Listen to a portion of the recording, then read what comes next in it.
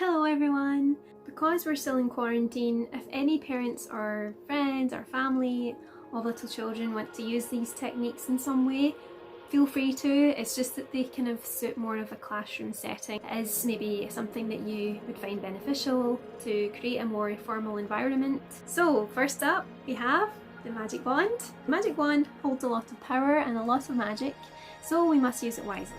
It's a little bit in there.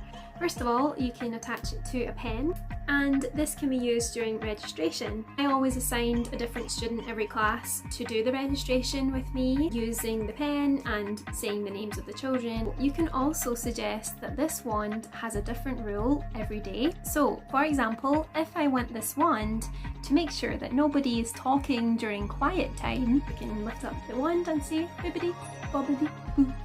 And it kind of jokingly reminds them of the rules of the class without you needing to lose tempers or get angry or anything. You can just bibbidi bobbidi boo and they know exactly what that means. I would like to show you another prop or technique that I use for classroom management that actually can link in to the use of this. A quick shout out to Caster Kepka, thank you so much for this technique. It is essentially a football pitch. You can use different colours. I've definitely customised this to suit myself, and this is a mini version of it, by the way. Last year I used minions. Okay, so these were actually blank minions, and I can send this to you as well. They're online, but the children each coloured in the minion themselves, and well, this wasn't here, but they wrote their own name on there too.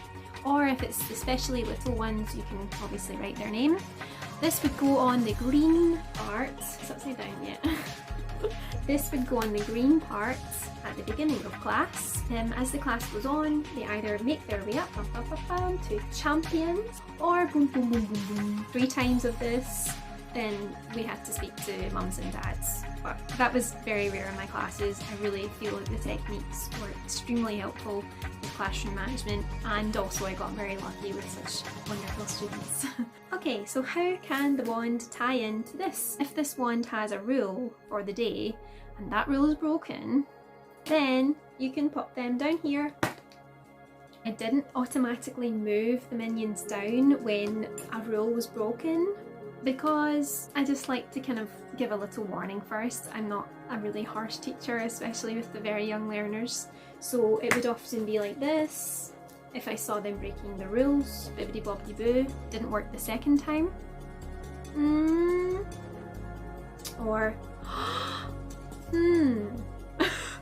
You can use just these funny, silly voices. I know they honestly seem crazy, but these things work, I swear, so go for it. Or the name, okay, so say it was Stephen, and they will say like, no.